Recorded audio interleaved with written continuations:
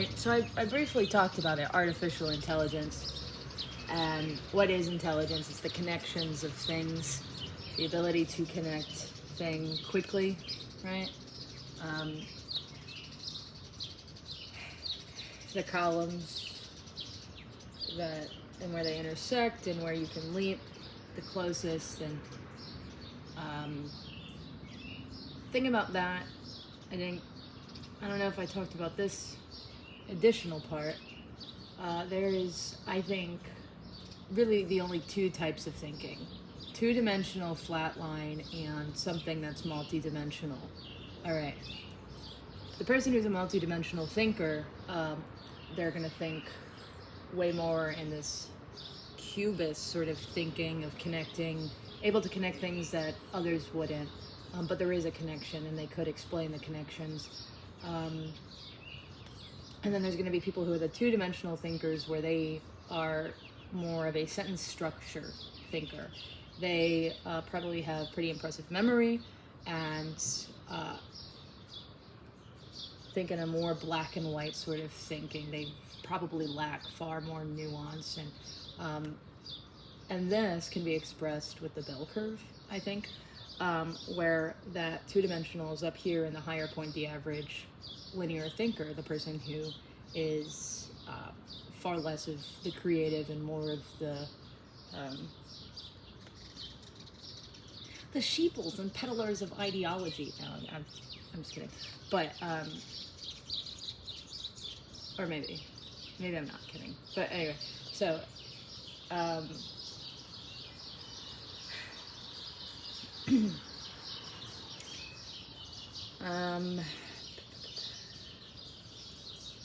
but why does a person think like that? I think it's biologically unsound to think like that. I think it's not within human nature to ever think in those sorts of ways. I don't think it's in a bird's nature to fly a flat, straight line. I don't think a bird would ever color in the lines of a coloring book. Ever, right? So, but you're told to color in the lines, right? You're taught to color in the lines. You're actually incentivized with capital to color in the lines. Metaphorically. You're incentivized with capital to follow the rules, all of them, without question or, sort of creative thought. To have that would mean that you're multidimensional. You're thinking outside of what is, they call the box, but the box is more the two-dimensional. You're thinking actually with the box. You're rolling it around like a die.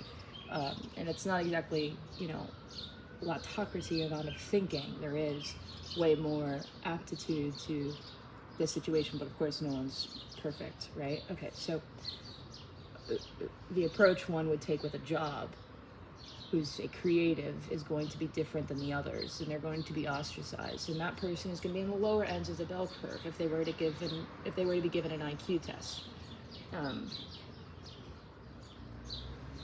They are far less incentivized to do anything, and that's maybe why a lot of shit's failing. And you can't have AI do that, because it's not a perfect algorithmic thing, right? It is way more chance, and that chance is very fucking important. A bird doesn't fly in a straight line. They go with the wind, and maybe they make a miscalculation and they fall, but it just so happens that this wind stream's better. But if they were to have a two-dimensional thinking of when they feel this exact thing, they need to do this exact thing, that bird's not going to survive. That bird does not pass on their lineage.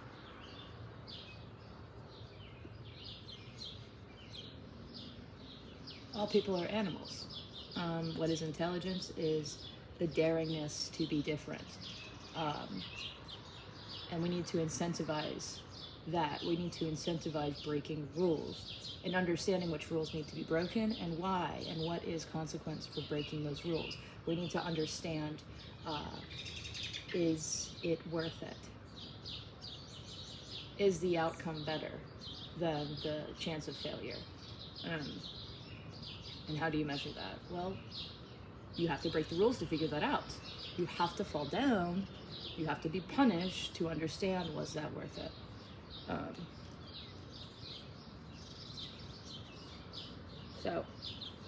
And the problem is the people who are incentivized, the two-dimensional thinkers, are the ones going furthest in all of the institution. They're your professors. They're not incredibly intelligent. And they're the ones teaching. The teachers who then go to the schools, and they're the ones just this roundabout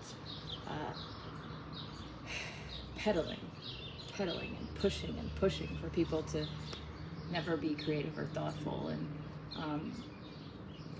I think the shopping cart thing is so incredible for this, because teaching that means that a person does not have empathy.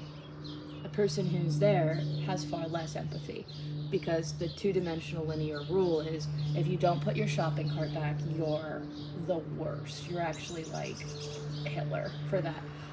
Never questioning, is that a mother who's got screaming kids in the car? Is that a disabled person? Is that a person who just had a really bad fucking day, and actually if they put the shopping cart back, they're probably gonna lift it over their head and smash it into someone's face. So it's probably better for them to just leave. But why would a person ever do that? They're breaking a rule. They broke rules. Yeah, well.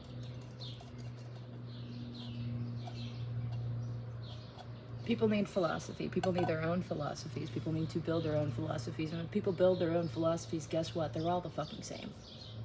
As long as they're built long enough, they're all the fucking same. I don't need to read philosophy. I don't need a man to tell me how to think. I can think. Maybe I have an IQ of a turnip. I don't care. I can still think differently. Anyway, yes, so thinking differently, important for the health of society. We all die if we don't do this.